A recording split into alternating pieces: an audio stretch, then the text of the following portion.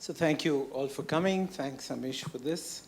So maybe we can kick it off. I mean, we got a little preview of the book, but maybe you can just walk us through before we sort of get into a conversation on what is the book about, why did you write it, and what did you enjoy most about writing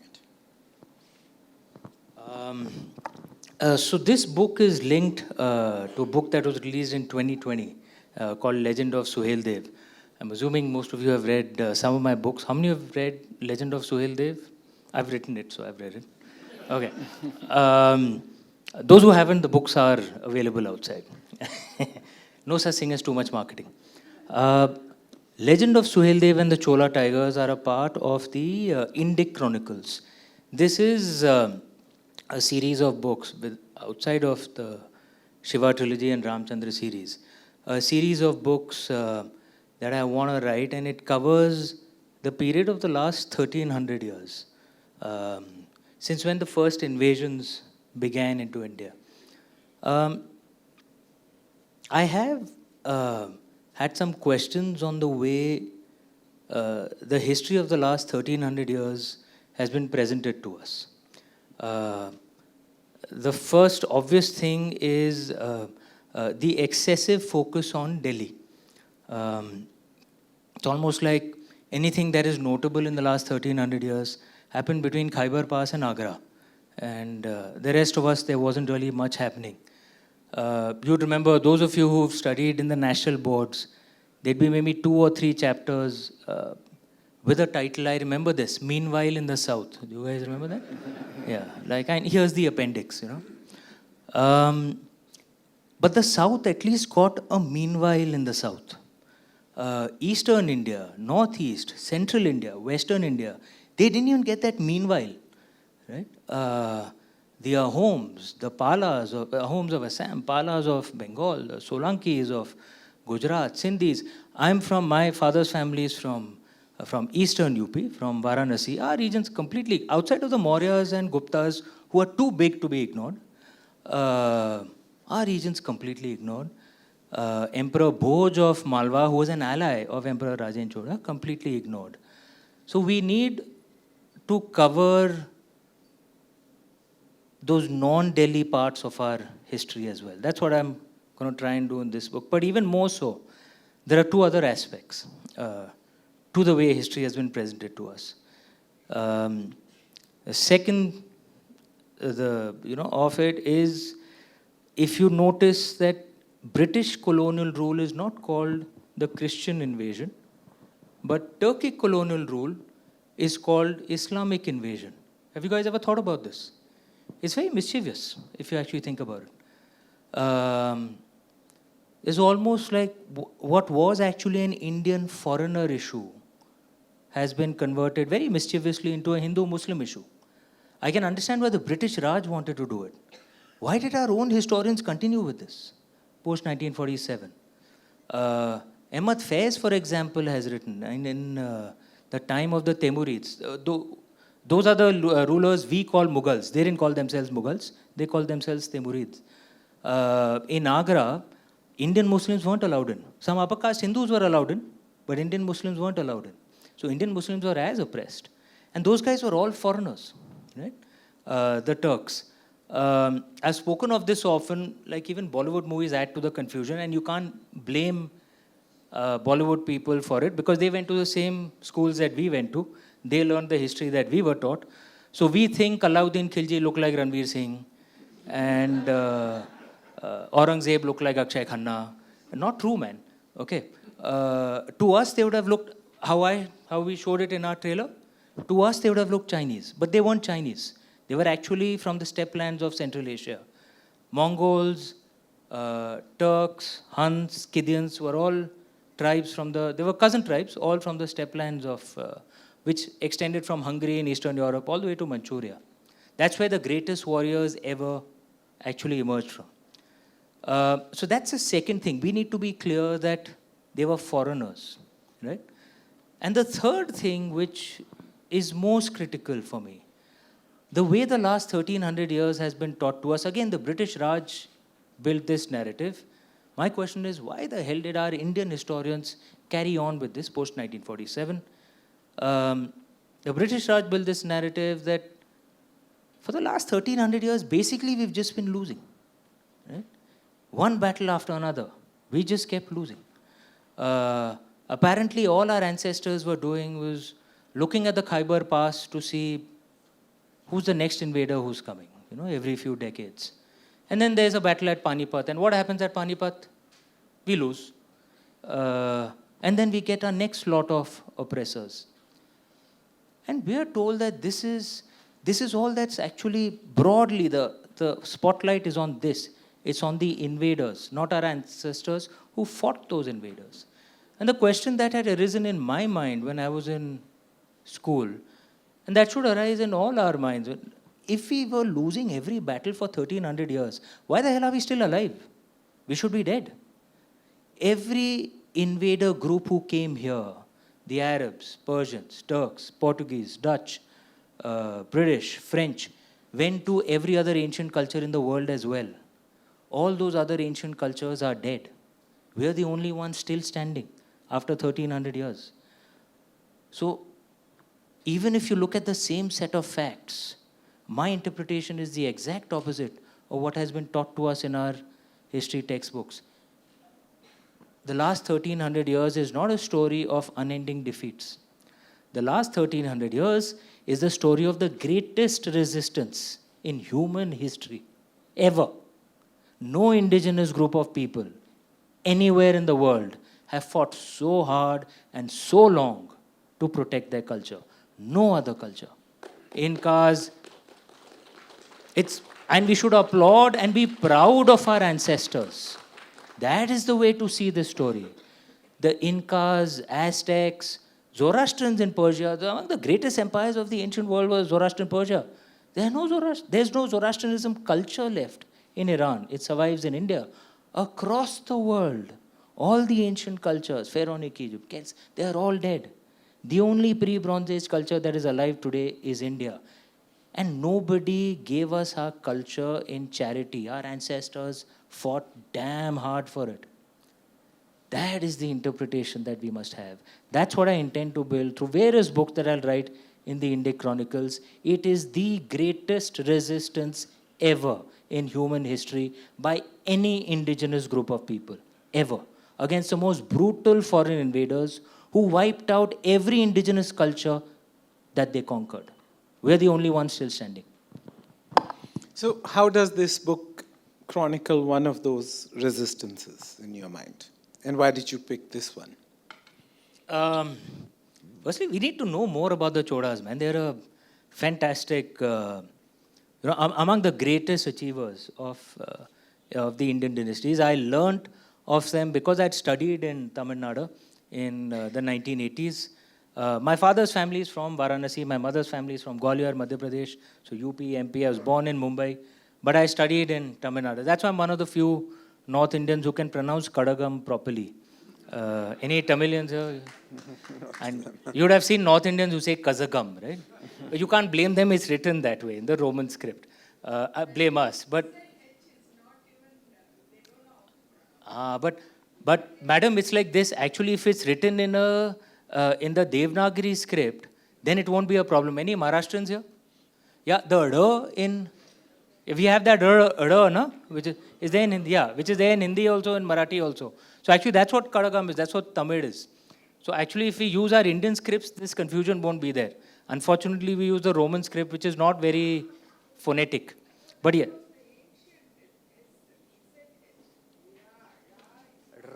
Yeah. La.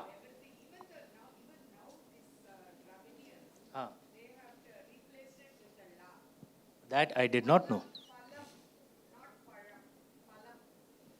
My God, that's blasphemy. Yeah. Okay, but anyway, coming back.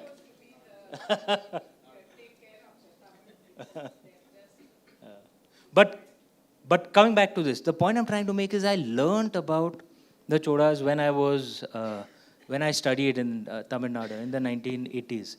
I'd read Ponniyin Selvan, the English translation, in the 1990s, very soon after it had come out. I'm sure many have seen the movies now.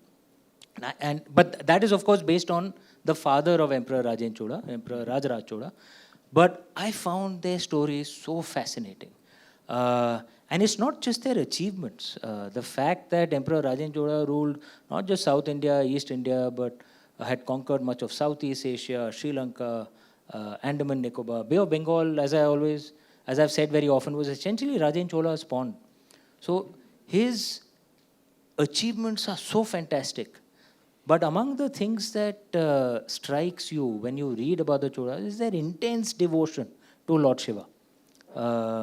There are temples that they built, and there's a relief sculpture outside the Brihadeshwara where Lord Shiva is sitting on what looks like a throne and on Kailash mountain, and Emperor Rajraj Chola and Emperor Rajendra Chola are on two sides of him, like servants holding fans for him. They built that temple. They are emperors, man. Okay. And this is how they saw themselves in front of their Lord. And if a barbarian comes and destroys one of Lord Shiva's greatest temples, I think Rajendra Chola would give a response. And this is his response. That's what the book is about. And so maybe you can dive into a little bit without giving away the plot on what we saw. So how you've written about mythology in the past, and is there you're now writing history, or is this mythology too? This is historical fiction. It is a genre that's been around for centuries. And I think among the guidelines of historical fiction is your facts shouldn't be obviously wrong, you know. Like Braveheart, for example, William Wallace did exist. Scotland and England, and Scotland did fight a war of independence against England. But if they showed Braveheart with William Wallace fighting against the Roman Empire, yeah, that's wrong, right? It can be done, you know, but why not? But that is not historical fiction, that's fantasy fiction. But there are many parts of Braveheart which are not true, which are not borne by historical data. Like of the Mel Gibson movie. The Mel Gibson movie, yeah. Everyone's seen that movie, right? Mm-hmm. Freedom! Okay. Yeah. I from all that I have read, and I think one can be quite sure, William Wallace did not have an affair with, you know, the French princess who went on to become the English queen. Yeah, I don't think that happened. But there are various things like this which are part of historical fiction. Ponniyin Selvan itself has actually stories kind of built in, but built around facts. So what I'm doing out here is taking facts as the way they are and building a story around it with a bit of fiction added in. Because historical fiction, again, one of the differences I told you between that and real life and facts, but there are a few others. Real life is often very boring, actually. You can't write a boring historical fiction book. You have to make it interesting. So a writer puts those things in to make the story interesting. The second thing is actually often real life doesn't make sense. If you read actual history, I'm reading, currently I'm reading these series of books by David Starkey. I don't know if you've heard of him. Brilliant British historian who's written on the English monarchy and what made the UK. Some of the things in there, like what King Charles did, like it makes no sense. Why was he doing what he was doing? So real life often makes no sense. But when someone is reading a fiction book, they'll say, "Arey, this character is behaving out of character. This makes no sense." And they know their life makes no sense, but they want the fiction book to make sense. And this is something a writer has to kind of bear in mind. So you adapt the facts to make sure you satisfy these two criteria. But there's always it is some fiction. history. It is fiction. But there's always some history in myth, and there's always some myth in history, right? Absolutely. So what's the balance in your books or in the way you think about it? I think as long as the facts have controlling interest, 51% or 50.1%. Okay. I used to be a banker. But history, I'd love to get, one of my favorite historians, Will Durant, used to say most of history is guesswork and the rest is prejudice, right? So when you think about unbiased history, which is a big debate, or revising history in today's world, which some people think we're revising history, some people think we're sort of straightening history. How do you think about history as an objective view of the past? I mean, the past will always change. Or is there a past? Manish, it's one of the reasons I like you, your reading habits, man. How many have read of Will Durant out here? Read Will Durant's book? Oh, fantastic. Good audience. Those who haven't, please do check him out. This is not Bombay, Delhi, you're in Bangalore.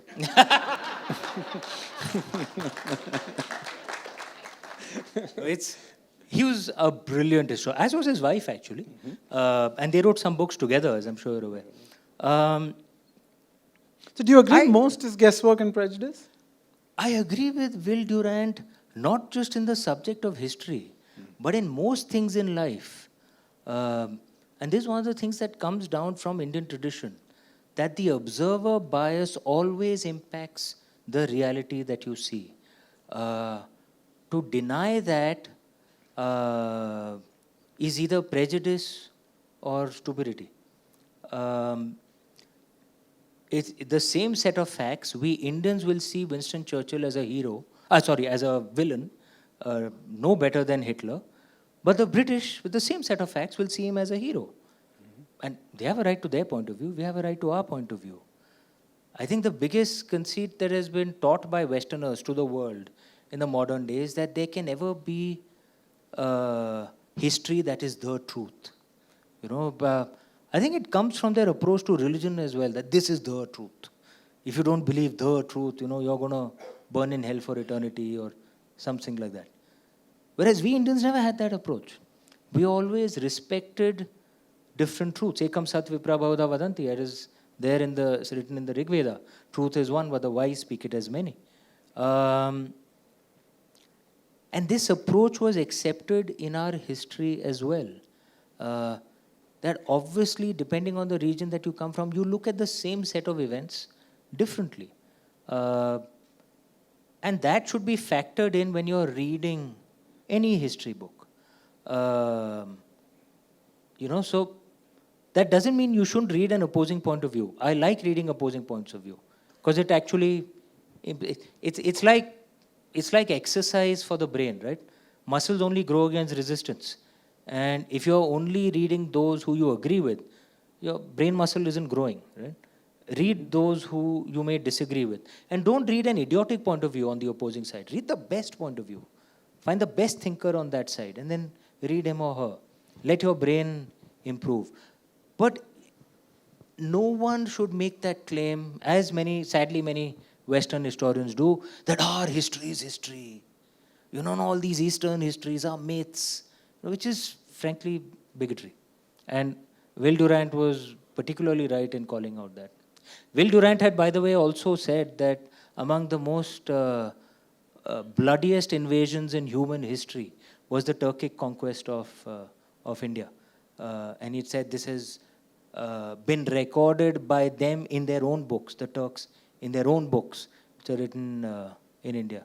But it's not taught to us. We don't know this as much. But how do you know which bias is... So you're saying there's no such thing as agreed history. There never can be. History will always be rewritten. It'll be overwritten. It depends on who's telling it. But Absolutely. I'm an Indian. Then why bother studying history then? Because it teaches you at least your understanding of your culture, right? And yes, which is why I also said you must read an opposing point of view. That's what Purva Paksha and Uttar Paksha is supposed to be. Doesn't mean that I have to accept the other point of view. So I should read Niall Ferguson to understand the case, a British case for Churchill. That doesn't mean I'm going to agree with that. Of course not. I'm an Indian. I despise Churchill as much as I despise Hitler, right? And I accept that it comes from my bias because Winston Churchill ordered a man-made famine which killed between, estimates vary, but between 2.5 to 4 million of our fellow Indians in 1942, right? Hitler didn't kill any Indians. Churchill did. I cannot overlook that.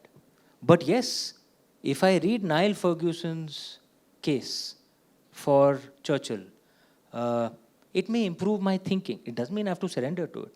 It may improve my thinking. So, history that we write for our people is what defines how our people see ourselves. That, if you ask me, again comes back to the problem with the history that has been taught to us in our textbooks. It's not the history of our ancestors. It's the history of the invaders who attacked our ancestors, right? Our history textbooks, if you think about it, has more space devoted to Mahmud Ghazni, who was a foreign Turkic invader, than to Emperor Rajen Chola. They were contemporaries. And Emperor Rajen Chola was actually the most powerful man on earth at that time. Why do you think so? I don't know. Maybe they're just a continuation of the British Raj. I can understand why the British would want to do it, right? Why did our own historians want to do it is genuinely a mystery. They need to be, frankly, quizzed. Okay. Now, you're writing history now, which... No, it's historical fiction. 51%. 50.1. 50.1% factual. What about your mythology books? Is that like a lower standard or a higher standard than 50.1? Again, it depends on what text like you're your reading. Shiva one, your Meloha. It depends on what text you're reading. So, many of the things that I quote in there do come from texts that I have read. So the stories of the Shiva trilogy are inspired from the Shaivite Puranas. As you know, of the 18 Mahapuranas, many which are Shaivite Puranas. In the Ramchandra series, because I've had the privilege of reading many of the different Ramayans, I've heard many of the Ramayans from my family as well. My family was always very traditional and deep in our scriptures. So I've used some of that as source material. So. But the Ramcharitmanas itself says, right? Jake rahi bhavna jaisi Prabhu Murat. So how can you say that those versions are I mean, they're all... So you reconcile the multiple versions of the Ramayana and the Ramcharitmanas in your mind. And that is something that our ancestors accepted, which is why we have multiple truths. And our ancestors were okay with that. And it's not just in our stories, it goes much deeper. Okay, I'm in South India, so pop quiz. Lord Karthik, is he married or is he a bachelor? How many will say he's a bachelor? No one. Okay, 1, 2. I'm betting you guys are from North India, right? Yeah, there you go. Yeah, South Indians, this may shock you to know. Is he married? Yeah? Twice, right? Not just once, twice. Valli ji and Sena ji. Now, in North India, he's actually a bachelor, right? So deeply so that women don't even enter his temples. And I discovered the different stories because, look, my family is originally from North India and my parents had told me the stories. And I thought Lord Karthik is a bachelor. And in fact, he is the commander of the gods, right? Which is why in North India, many women wouldn't enter his temples because they were scared that the men in their family would get inspired by Lord Karthik and go join the army and they may lose them. Yeah, I seriously kid you not. This was among the stories in our family. And then first time when Ashish and I, my twin brother and I, we went to Tamil Nadu and I discovered he has 2 wives. And I went back and I told Ma, "Arey, what is this? You told me he's a bachelor. That's why his name is Kumar. But I'm seeing he has 2 wives." And my mother told me, and she's a really wise woman, and she told me what I guess every Indian mother would have told a child who asked this, that we all have our different truths. They have a right to their truth. We have a right to our truth. We must respect each other. And to make it a point, because we used to go via Coimbatore. The next time sometimes we used to come by train. Sometimes she used to drop us till Coimbatore on the way back. She entered a Lord Karthik temple with us in South India. Now think of the wisdom of my mother, right? Then North India I won't enter, but South India it's okay. So I'll enter, right? Intuitively, she was teaching a 9-year-old boy what real liberalism is. This is true liberalism, right? Where you can respect different truths and respect the right of someone else to have a different truth. And as long as you're not pushing it on each other, that's okay. So you write about potentially controversial subjects at least once upon a time: religion, history, identity. Is that a challenge in your mind, or they're not controversial in your mind? Someone can do it out here if your phone's working. Google me and see if you can find any controversy. I've been writing books for 15 years. There are no But that's not a controversies. pretty good track record for somebody writing about religion and identity. I mean, if you're writing about religion, identity, and stuff like history, shouldn't you be controversial? You don't need And then controversy. so why aren't you not? That's really need, the question. You don't need controversy for sales. I mean, I think I'm evidence for that. Okay. And the credit doesn't go to me. The So credit, explain that, because I that's think an interesting thing. I think the credit goes to the way we Indians are. We are intuitively understanding of different truths. Like I just gave a very small example of Lord Karthik. There are many other examples like this, right? Where we would have different traditions, different beliefs, but we still respect each other. As long as I don't think Indians will have a problem with a different interpretation, as long as you do it with respect. And respect isn't something you can't hold a board on top of your head that I'm writing it with respect. It just shows, right, in your books or in your work, whether you're making a movie or anything. If it's done with respect, there usually isn't controversy. And I don't think one can try. You should just genuinely. I advise all authors, if you want to enter this field, do it only if you genuinely respect and admire our culture. Then there won't be any controversy. And I'm living. I know it sounds very theoretical and diabetic, but like I'm proof of. Over 15 years, man. And books are selling well, but no controversy. Okay. It's possible. Just write with respect, that's all. Okay. Now, many of your characters are sort of... I mean, what can mythology teach the modern world? I mean, it's like... People talk about moral ambition, right? I mean, but at least in the modern world, we sometimes think of moral people as not ambitious and ambitious people as not moral, right? In some sense. I mean, the virtue means versus end is always a dilemma, right? If you want to be pragmatic, you don't... a clean conscience is a sure sign of a bad memory or something like that, right? So how do you think about these virtuous characters that you have? I mean, are they idealistic or are they...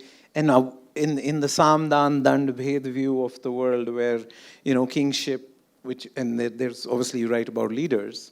How do you reconcile this virtue with the need to sort of operate in the real world? Does mythology have anything to say about this? It does. And in fact, it does it in a very deep manner as compared to just simplistic rules, right? Because our ancestors never had the approach, and sadly, a lot of this is not taught to us in our schools. So we've imbibed a lot of the Western paradigms, right, wrong, black, white, which in my mind is very childish because the real world actually doesn't work that way. Let me explain this point through the Mahabharata, for example. At the end of the Mahabharata, as I'm sure you guys are aware, Ma Gandhari curses Lord Krishna. You guys are aware of that, right? Yeah. It was certainly there in the text. I think it was there in the TV series as well, but it was certainly there in the text, right? What does Lord Krishna do and Ma Gandhari is a human being, right? What does Lord Krishna do when she curses him? And he accepts it, right? Absolutely. He just folds his hands together and as you command, Ma.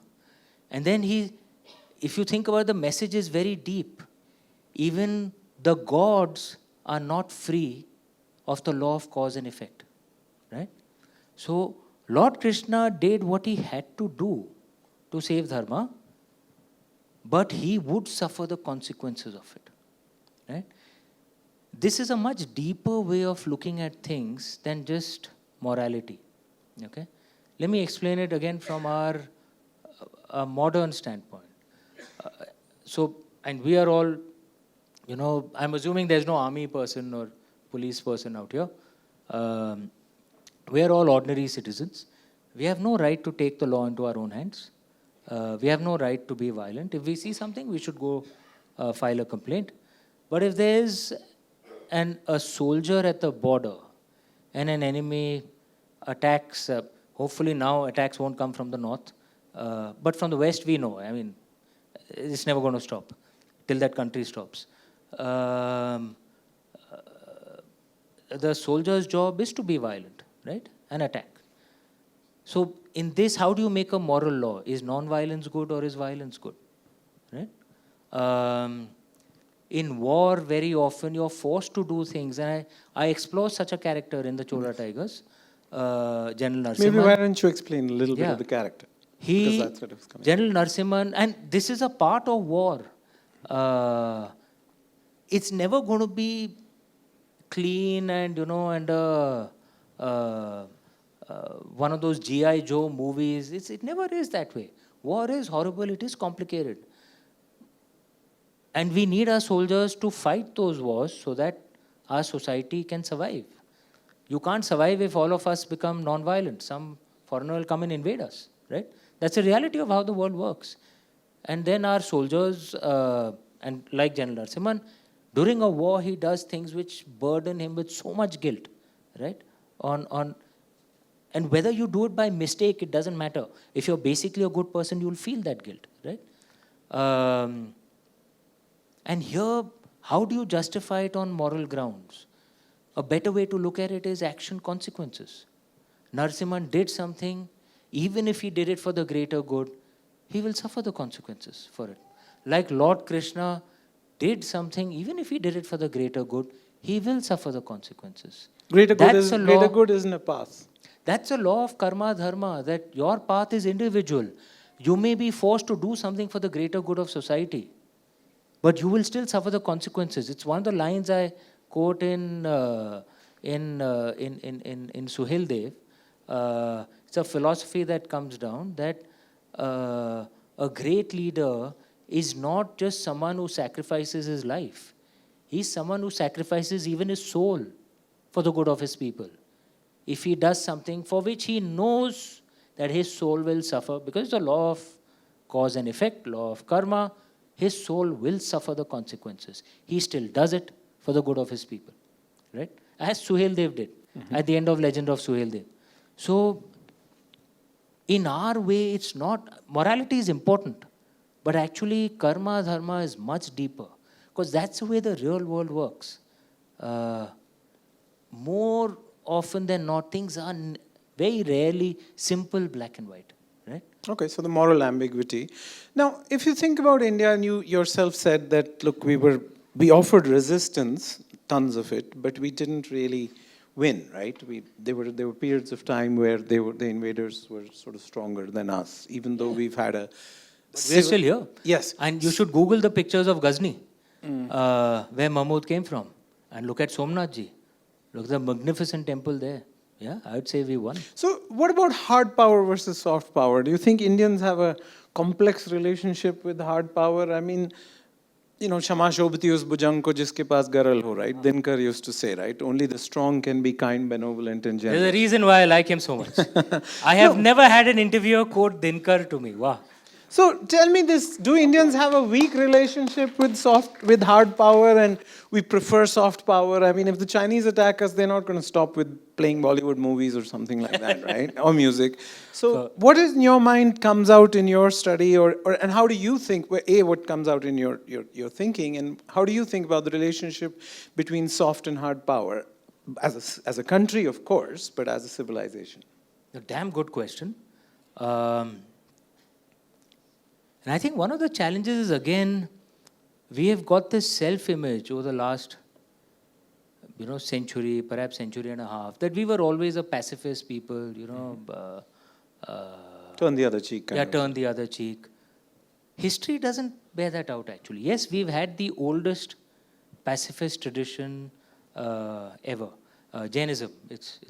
It's ahimsa under all circumstances. My wife, Shivani, is a Jain. It's damn good news for me. Well, she balances things out. It balances. Yeah. But we've never had this approach, I think, and if you see our history, that we will go and attack other lands and conquer other lands. But if you slap us, Is that a myth? Except for very few. Emperor Rajendra Chola, few went, very few, right? Skandagupta went to Central Asia, but that was also a punitive mission, right? When he massacred the Huns. Again, Skandagupta is not taught to us. But we've never had this attitude of turning the other cheek. We will not land the first blow. But if you slap us, we'll freaking box you back. That's the attitude India has always had. But then why were we ruled by then foreigners if we were so belligerent? There was a tide in history. These foreigners wiped out every other civilization. We are still standing. When the tide is so against you, survival itself is winning. And in terms of warfare, yes, we would fight back, but we won't fight silly wars. Unlike, say, Pakistan, which will start a war even if they know they're going to lose, right? If you, like for example, Arthashastra and Chanakya or Chanakya Niti, where a king starts and when he talks about kings, he's talking about states. You go to the final extent of the war only when you're quite sure you can win. And his approach was always try and win through other means. War is the last mean. Because war is, by its very nature, unpredictable. That didn't mean he said, try and preach non-violence to them. He was very happy with assassinations and various So you don't other think things. we've had a queasy relationship with hard power because of our pacifist sort of outlook? So that is, both can coexist? Yeah, because look, if you have only hard power without the pacifist traditions, you have Syria and Pakistan. If you have only the soft power without that toughness that's needed, you have the Scandinavian countries today. Neither of those extremes are good, man. Right? You need a mix of both, which I think our ancestors understood. We have a good memory of our pacifist traditions. We've forgotten our warrior traditions. There was a reason why so many of the local traditions were also about testing your martial spirit. What is Jallikattu, frankly, in a way? What is Kambala, in a way? It's testing your martial spirit, right? And it's not like Jallikattu is not, or Kambala is not like bullfighting in Spain, where the dice is heavily loaded against the bull. The bull has been speared already so often. The guy, the matador, the brave matador comes only at the end. If he's losing, he can go hide behind a wall. The matador has a long sword. Well, Jallikattu, the man has nothing. He has absolutely nothing. And those bulls are bred to be tough and ferocious, right? Now that's the way a man fights. And if you think about strategy, if you think about all of this is about building the martial spirit, right? We had this across all parts of India. You need a balance of both. Don't go on any extreme. Ati sarvatra varjayit. Extremism of any kind should be avoided. No, but if we had the martial spirit, if we were fighting back, then you're saying we just didn't have the technology? I mean, whatever. As in losing wars, in fighting back with invaders? Or against the Europeans, it was clearly a technological problem. It was clearly a technological problem. And this was a problem that most of the world had, right? Why didn't we develop those technologies? There can be various reasons. Some of it is internal. Maybe, there's this theory called catastrophic success. When a culture has been too successful for too long, it gets arrogant, But there's also the reality of all our universities had been destroyed in the Turkic invasions. Where were the innovations going to come from, right? There's that factor too. But having said that, some of the non-Western cultures, like Japan, like China, like India, have picked up technology very quickly. So which means we do have some of that muscle memory. We need to revive that spirit. Excellent. So I'm happy to keep talking, but if you have questions, then otherwise I can continue. So if you want to raise your hand, I'd be happy to sort of call on you. Yes, sir. I mean,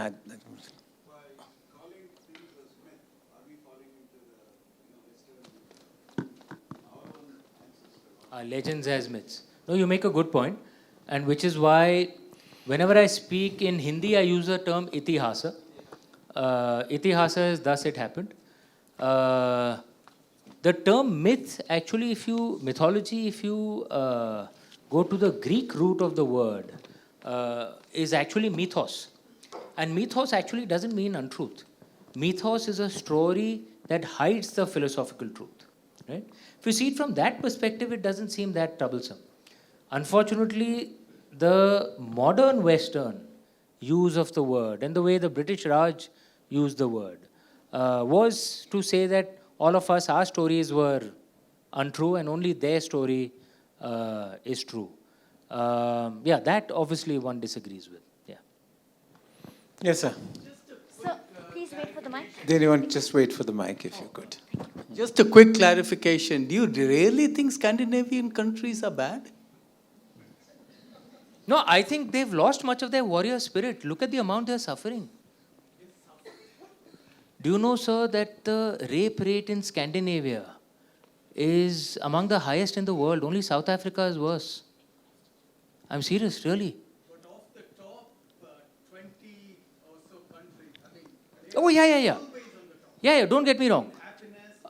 A lot of it.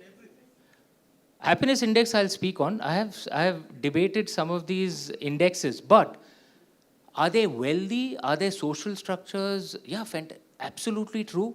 And that's a result of their past history. I'm talking about what they are creating now. What you're benefiting from now, often, what those countries are, is what their ancestors left with them.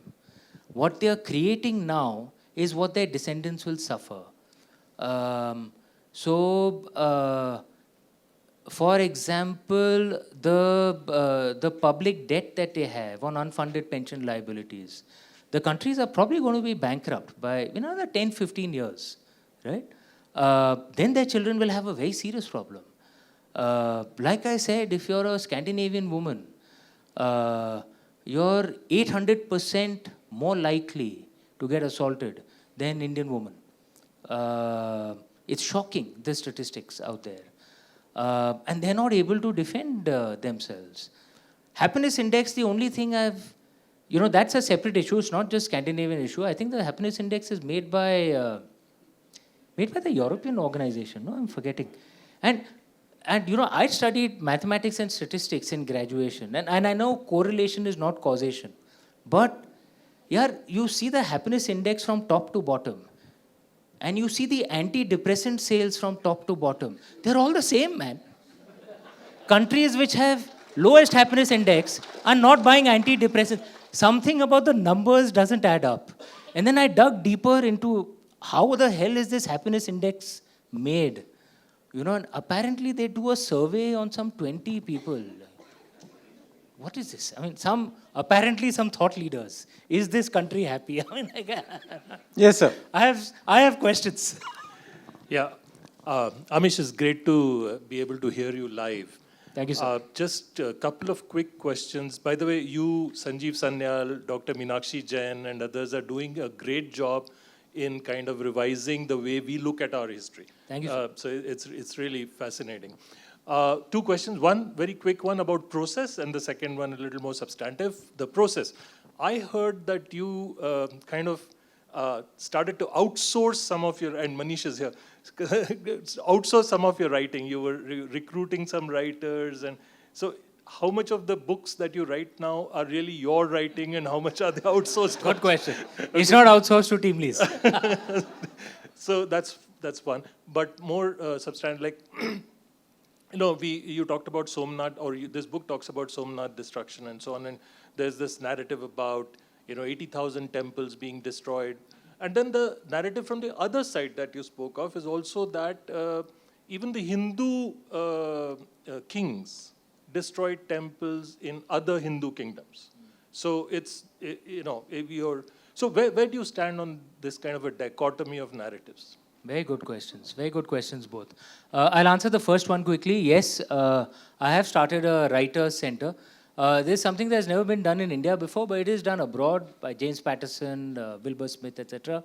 What you do is essentially you hire published writers, you give them money upfront, which would often be more than they would make on their own published book. I'd have my own kind of 7,000 word story summary and research books, which I would give to them. And their job is then to expand that to say 80,000 words, and then I work on it.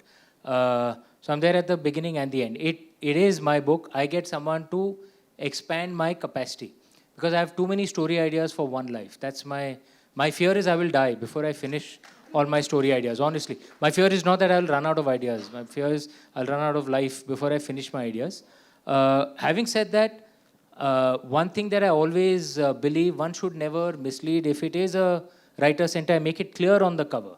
There's a writer center book and the names of the writers who helped, the 2 or 3, which I mention, I make it clear. And stories which are just my own, which are my own. So that's on the first thing. On the second thing, that's a much deeper question. There's a difference between murders and a genocide.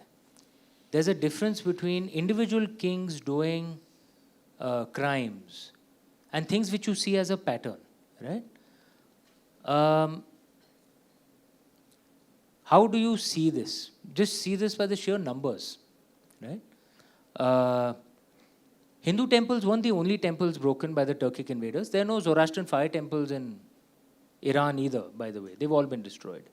So they attacked any of the wrong religion places everywhere.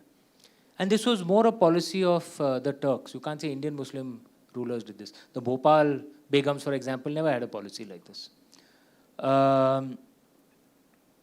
So one is on scale, right?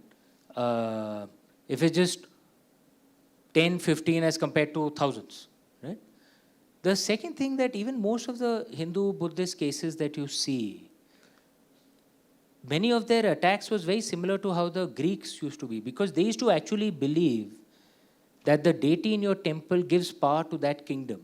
So they would attack and steal that deity and take that deity back to their kingdom so that they get the power from that deity.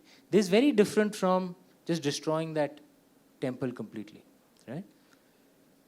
Thirdly, equally importantly, look at how the contemporaries recorded those acts of violence.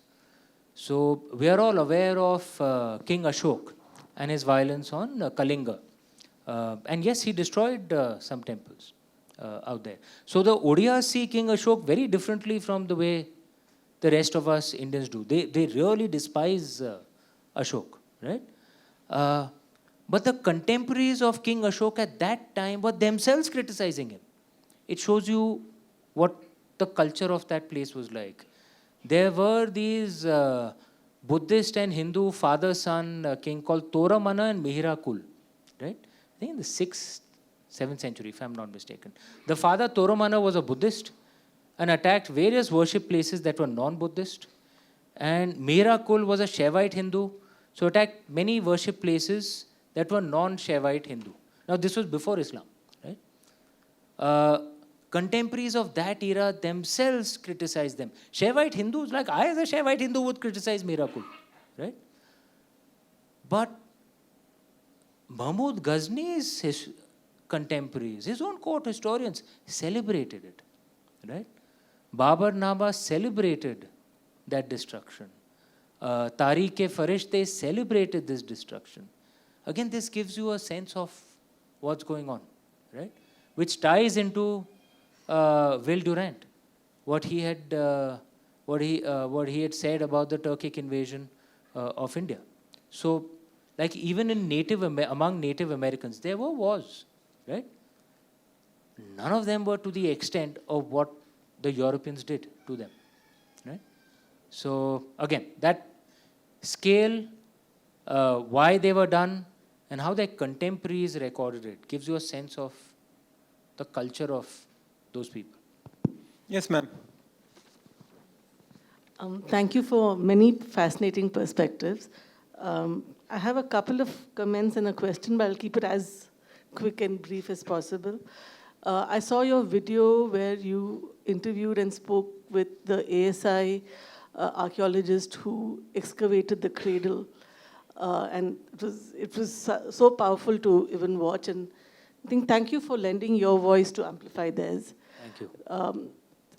I also read somewhere that Audh, and we hear about the Nawab of Audh, and Audhi cuisine is actually a shortening of the word Ayodhya. Audh is, yeah. Yeah. I'm from close to that region. Yeah, Audh is a shortening of Ayodhya. You're right. Yeah. It's the Awadhi pronunciation of So I'm Ayodhya. wondering how differently we might have seen our history if we'd known that it was Ayodhya that they were talking about when they talked about the food, the culture, the You're- Nawab. So You're so right, ma'am. How many of you have heard of Bareilly? Yeah, Bareilly ke bazaar mein jhumka gira re. Yeah, you know, Bareilly is actually where Panchal was. Draupadi is from there. This is not taught to us. There's a massive pyramid type temple out there. I've Is that a guess or? No, Google it. Google, okay, not everything on Google is true, but I have seen can't it. walk into that. I have seen it. There's a pyramid type temple out there, and you know, what to say about our ASI, and frankly, us, yeah, it's our fault. You know, in any other place, in any other country, these places would be celebrated.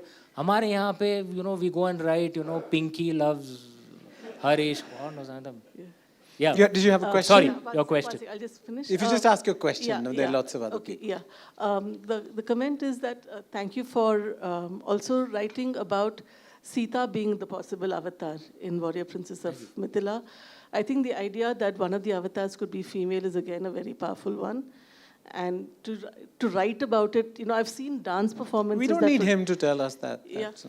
1 second. Okay. My question. If you could ask your question. My question is about Hampi. You also mentioned in one of your interviews that that's an area that's fascinating for you and that you plan to write a book on it. So is that happening sometime soon? It is, there is an idea that I have on the Vijayanagar Empire, on Harihar Raya and Bukka Raya. In the last 1300 years, there were two periods which were particularly challenging for us. One was the 13th, 14th century period, and the other was the late 16th to 17th century. We were saved in that first phase because of Harihar Raya, Bukka Raya, and the second phase because of Chhatrapati Shivaji. And we really need to study these two. And another thing that just struck me, and I mentioned it at my earlier event in the day, do you notice the subtle messaging in our history books? Harihar Raya and Bukka Raya, who founded among the greatest empires, in our history books are referred to as Harihar and Bukka, right? Or Raja Hem Chandra, who fought Bairam Khan and Akbar, is called Hemu. Do you notice that? It's like very subtle, like, you know. These things, if the scales shift and you start seeing it, you see it everywhere, man. Yeah, hi, Amit sir, thank you. Can't Here, see you, buddy. hi. I can't, here Yeah, doesn't we help. can't see. Okay, here. Okay, okay. My name is Kumar. Yeah, hi. To your earlier story of Kumaraswamy or Kartikeya, maybe he was a bachelor in North India, came down in South India, got married. That's a good point. Okay. Thank you. See, first of all, I need just 10 seconds to tell you the Shiva's trilogy. It showed me as an young reader at that time that whatever we heard as stories, mythology, Puranas, would have really happened, right? Be it Nilakanta, why it happened, different characters and stories gave us the confidence that yes, it could have happened, right? Be it Ganesha, how it would have happened. So, and one of the reasons why probably you're not controversial is because you look at the events from both the sides and give both the perspectives, like how it happened. Now, in this book, now you're talking about a sensitive topic, Chola Tigers.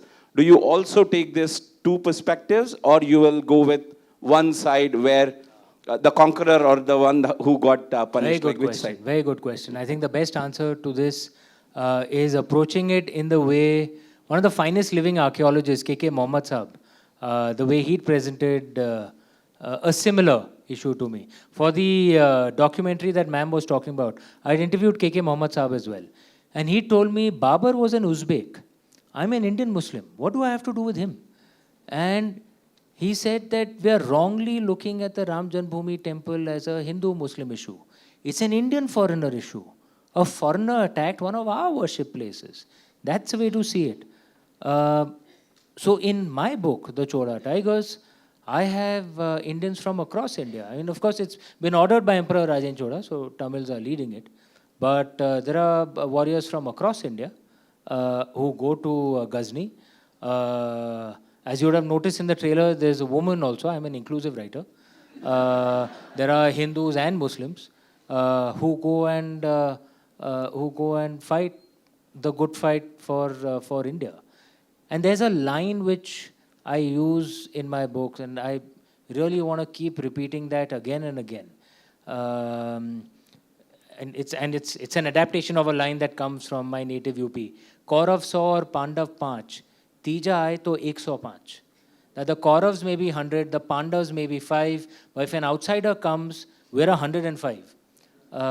That's the attitude we must have. If there's our ancestors were exceptionally brave, but there's one mistake they made in the last 1300 years, was repeated internal divisions. Outsiders didn't have to defeat us, we would defeat ourselves. Many of the battles of Panipat were lost because of internal divisions. Kanoji Angre, who built the greatest navy of his era, that navy got destroyed because he was fighting Europeans on one end and his own fellow Marathas on the other end.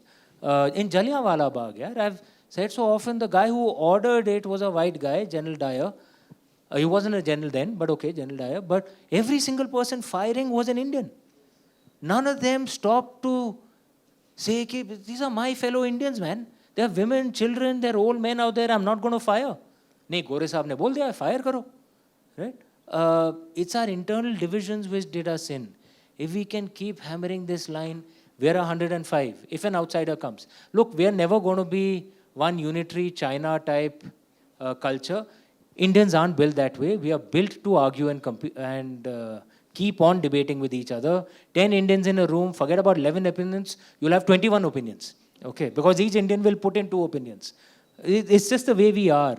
But at least when an outsider comes, we must be united. Don't pick the side of a foreigner against a fellow Indian. So since you're talking about your book, before I move to that question, parents aren't supposed to have favorite children, but authors have favorite characters and incidents and sort of passages. So what is your favorite characters and incidents of this Chola book? Tiger? Mm-hmm. Actually, of course, Emperor Rajen Chola, I wrote of him with awe whenever I wrote of him. And genuinely, actually, the more you read about him, the more you just get awestruck. What a man he was. Then General Narasimhan, the arc that he has. But there's this one particular character, and the book has been released just a few days back, so I know many of you would not have read it. So I'll not name the character, but there's this one particular character who was supposed to be a dark character, right? Not one of the good guys. And I had rewritten most of the book, and I just was not happy. That character kept telling me different dialogues. And I was close to the end. I was about to send the book to HarperCollins around a year back. And then I couldn't help myself. I said, no, I need to change this character's arc, which meant I had to rewrite the whole damn story from the beginning, because this character is there all the way through. So the book got delayed by some 10 months for this character. But what an arc the character has, man. From a dark person, and by the end you realize why he is doing what he is doing. And when I wrote his last scene, I had tears in my eyes. I won't name that character, but I'm sure you guys can guess when you read the book. Yes, ma'am. Thank you. So much of thought has gone into the book. I'd like to draw your attention, if you could share with us what went into the book jacket, because that's obviously the first thing we see, and which draws us to the book as well. So what goes into it? And if I can take on that question, do you have a favorite book jacket of all your publications? So firstly, what goes into my book jackets is a lot of thought. I'm nauseatingly involved in every detail of my book. The jacket has to look good at a first level. But many of my readers are used to getting deeper messages, hidden clues. And I like to throw those in. So even in all my jackets, there are always hidden clues inside. You'll have to know different scripts to know it. Brahmi script, various other scripts. So this jacket also has a lot of hidden clues if you look closely. It also connects to the chapter and section breaks inside. And the idea is to, again, draw the themes of the book out. Favorite cover is Meluha. For 2 reasons. It's my Lord, my God on the cover, Lord Shiva, and the model whose photograph was taken and was used on the cover was my late brother-in-law, Himanshu Roy, who I looked up to like a father figure. So that's why that's my favorite. In fact, in our home, as you enter, there's a big painting of Lord Shiva and Himanshuda, the Meluha cover. Yes, sir. Thank you very much for a fascinating conversation. Thank you, sir. But I thought that we were probably looking at it rather simplistically because of the rise of Wahhabism in Saudi Arabia. Islam had many other features. In fact, one of the parts that I would like to touch upon is that Mahmud of Ghazni actually had a Hindu commander by the name of Tilak, who actually also played a role in the succession battles after Mahmud of Ghazni passed away. And there was a large Hindu colony of cavalry in Ghazni. And Ghazni was a very multicultural city. It wasn't, as we tend to think of it, by the lens of Islam versus Hindu. You rightly put it as terms of foreign versus domestic. And Mahmud of Ghazni was there to just basically grab wealth from wherever he could, and there were wealth in temples.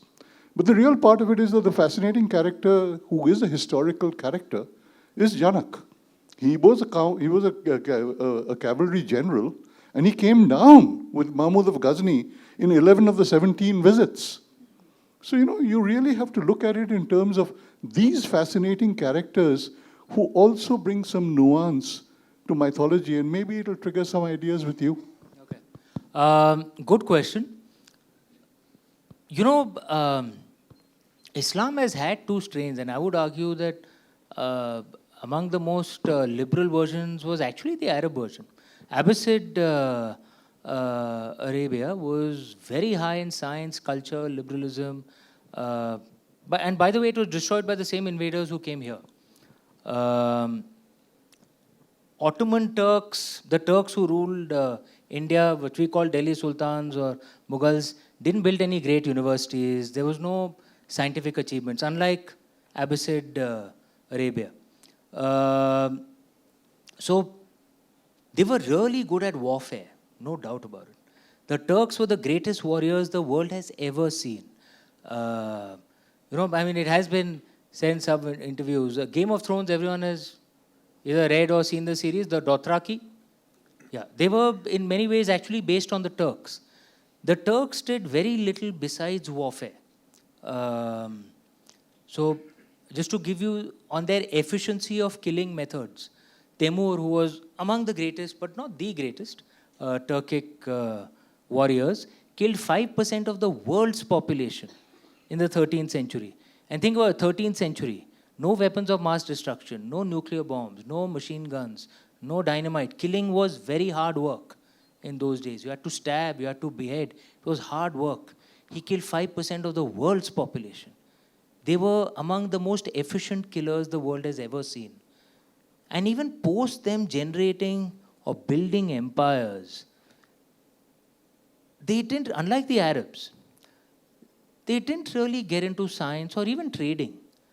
So even the Ottoman Turks, their traders were largely the Venetians, right? Their administrators were largely the Persians. Equally true of Mughal India as well. They essentially focused just on warfare. They did very little besides that. And that again reflects in the killings that they did. In terms of that, they were barbarians. Which is what makes him jump out so much that he was literate. There are lots more questions. I'll just finish that. Yes, Babur was rare among the Turks that he was literate. Akbar was not. Yeah, Akbar was not. Persian.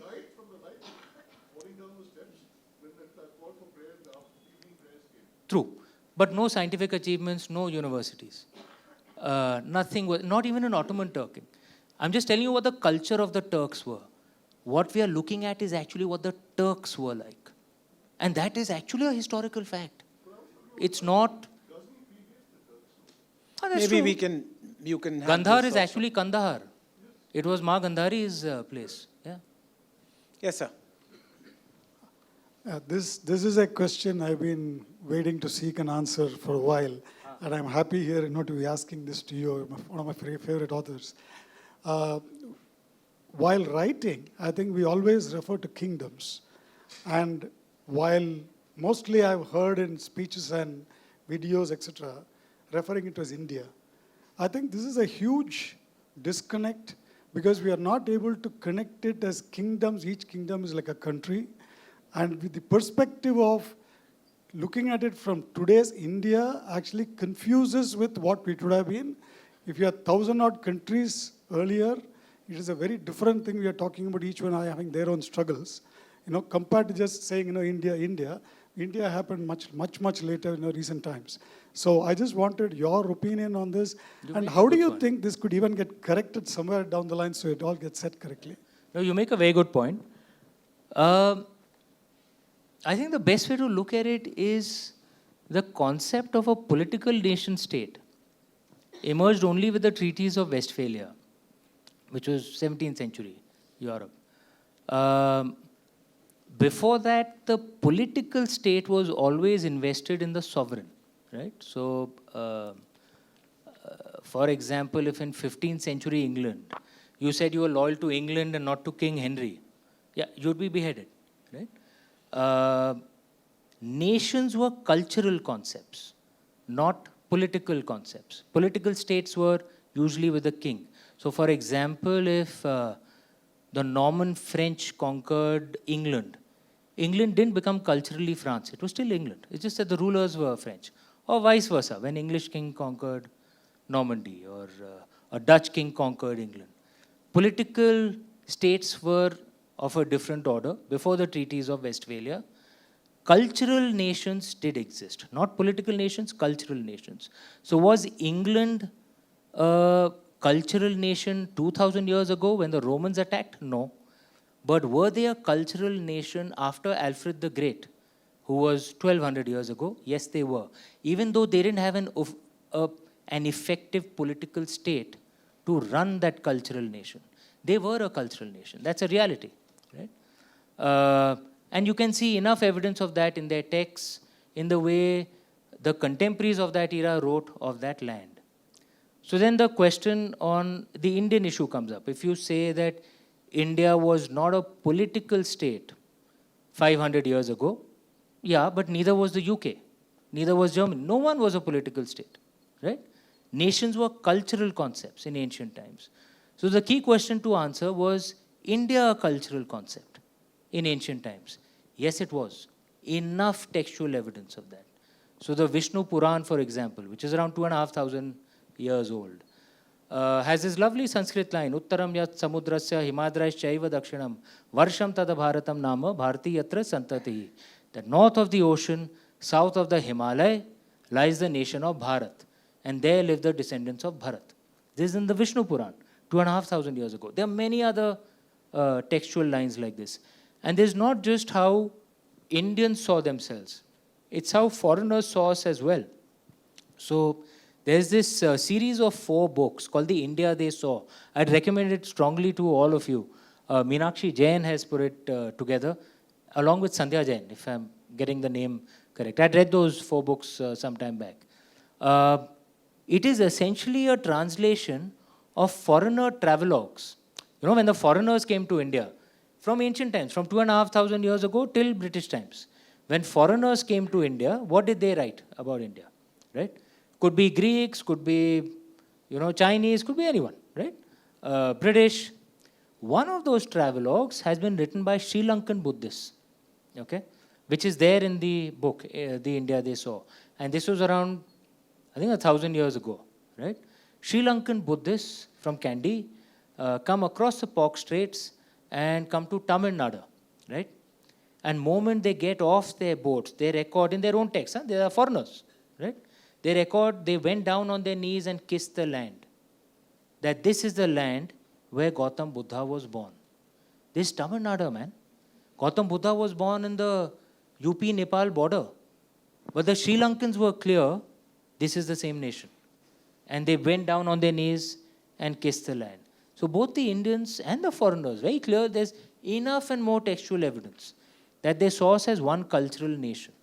So let me just, before I go to the question up there, I know you've thought about it, and maybe we've chatted about it for constitutional democracies, if you're sort of civilizational, is life more complicated?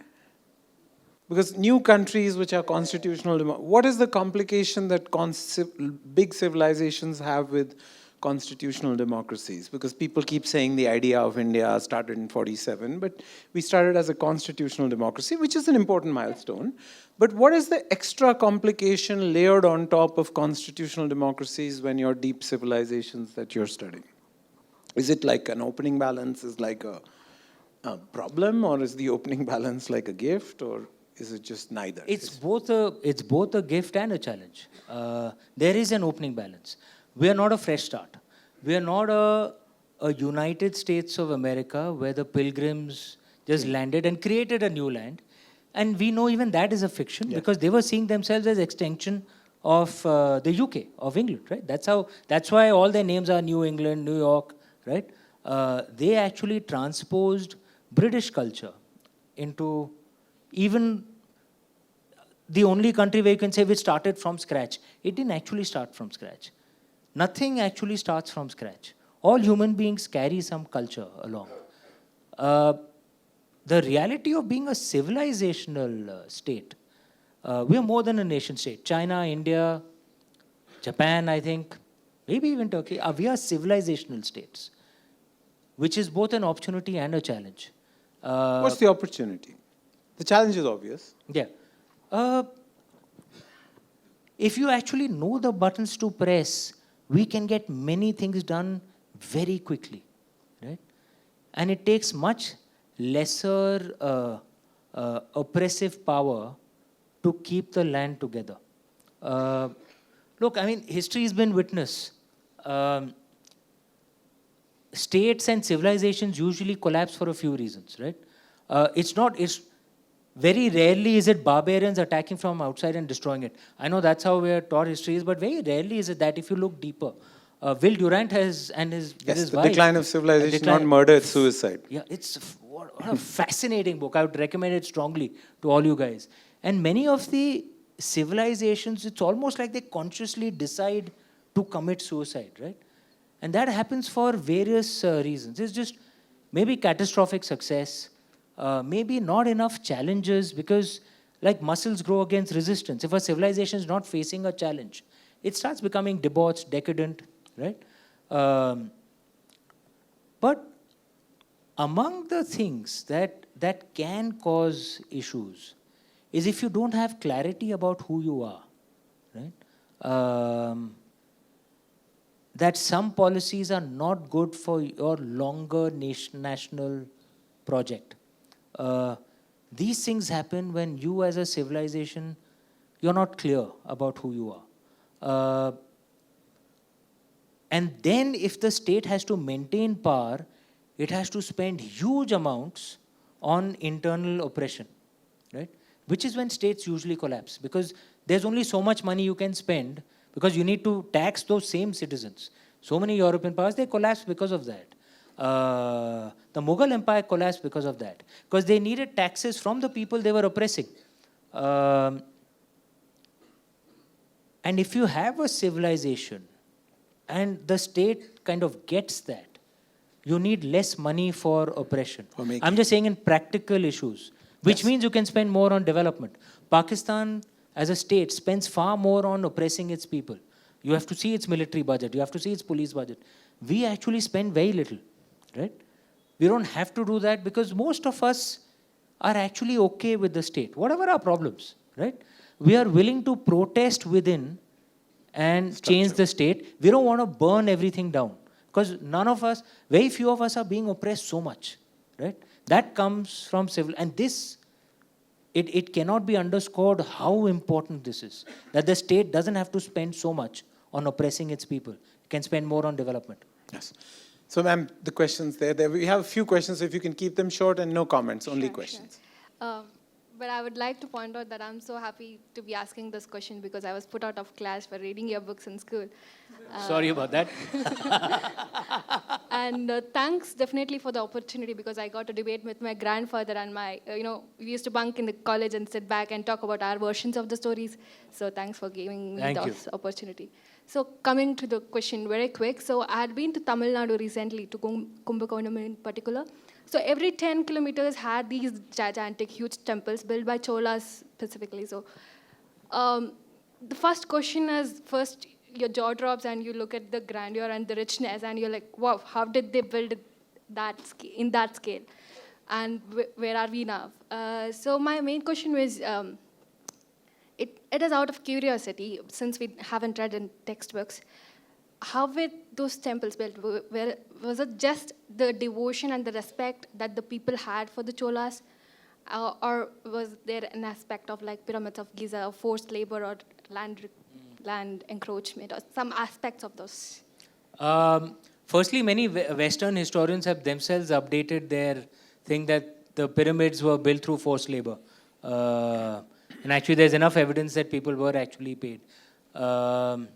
You get much better work out of quality work, out of paid labor than slave labor. Anyone who's in management will tell you that. Incentives work much better. But among the things that you notice, like very quickly, a few things.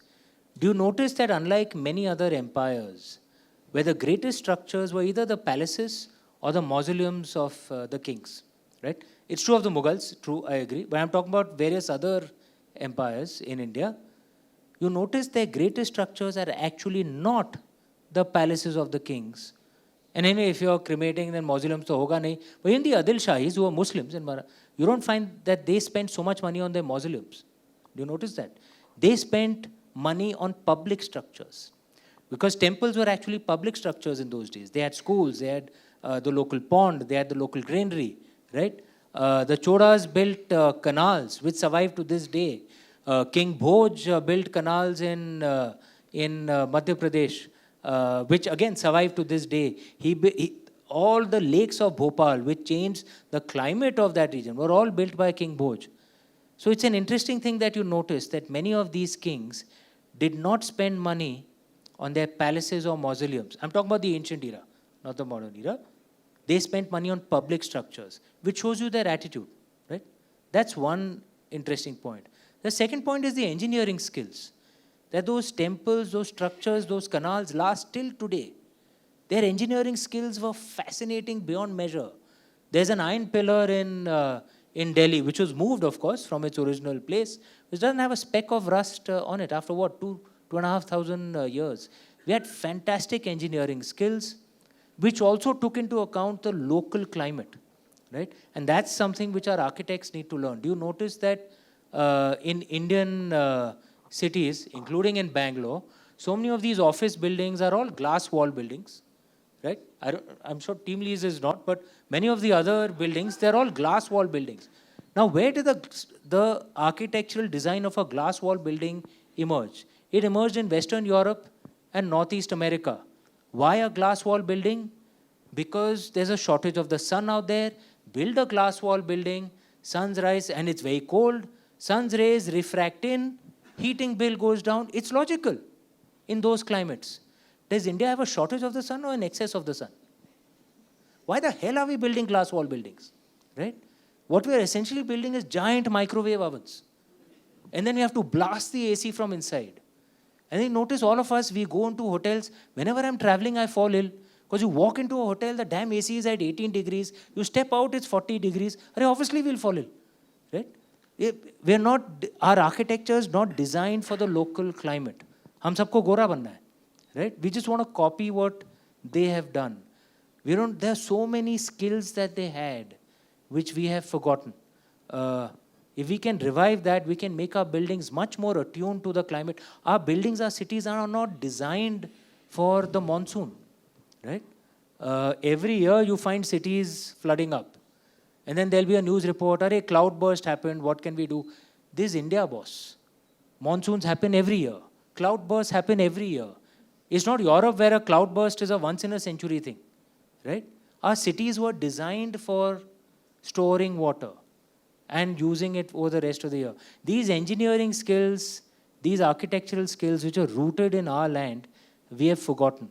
That's what, I think that's something that can be learned from We're running all our out of ancient time, emperors. so just the question there, and then if we have time, I'll come here. I think Sandhya is saying no. So there we go. Hi, Amish. Is this working? Yeah. Sorry, where? So, Go ahead, and just a question. We're Yeah. running out of time. Yeah, super quick, 2 questions. You mentioned that No, you- one question, because otherwise I'll give it to somebody else. One question, 2 questions combined. One, okay, so You want to give the mic to her? You want to ask your question? you Go ahead, mentioned go you ahead. mentioned that you grew up in Mumbai and I think partly in Delhi and had family in MP. I imagine that was a very Hindi background. Why did you choose to write in English? And the most popular authors in the last 2 decades have all written in English. How do you think that impacts the literature scene in India? You make a good point. No, I never lived in Delhi, but I was born in Mumbai. My father's family is from Varanasi, mother's family is from Gwalior. Childhood was in Odisha and then Tamil Nadu. And then high school, college in Mumbai, MBA in Calcutta. So I've kind of been all over. I've had exposure to various different languages. I learned a bit of Tamil, bit of Bengali when I was there. I'm completely comfortable in Hindi or English, right? I don't know if you've seen my Hindi interviews. I can speak completely properly in Hindi without the chalta hai, jata tha type thing. It's a reality of the book trade. Sadly, English sells more. I have no idea why, right? The movie I'm making, which will come out early next year on Lord Krishna, that's in Hindi, right? I'm completely comfortable with both languages. The way I see it, more than the language, what matters is the thoughts that you convey in that language. Okay, so we're done. I'm really sorry for the questions. Sandhya is Sorry. already standing here. Sorry. She's taken away the mic. So as all of you and why you showed up, it's always a pleasure to listen to Amish, and Shivani is Jain. So one of my favorite Jain concepts, obviously Gandhiji's favorite Jain concept was Anek Antavad, the multi-sidedness of truth. But actually I find Syadvad, which is the doctrine of maybe, which is sort of the other Jain concept, which is really Amish reminded us today. A lot of what he said, there's always a little myth in history, but there's always history in myth. And it's always much more fun when you're able to read it the way he writes it. So thank you for coming, and I'll hand it over to Sandhya. And if I may, this is one of the best interviews I've had. A pleasure to be interviewed by someone of the intellectual caliber of Manish. A loud round of applause for him, please. Thank you. On behalf of BIC, our heartfelt gratitude to both Amish as well as Manish Sabharwal for this evening. I know it was pouring today, so thanks all of you for turning up in the rain. If you haven't got a copy of the book, please do. Amish will sign the copies outside, so I request all of you to go out, pick up a book, or line up to get your book signed. Thank you so much for being here.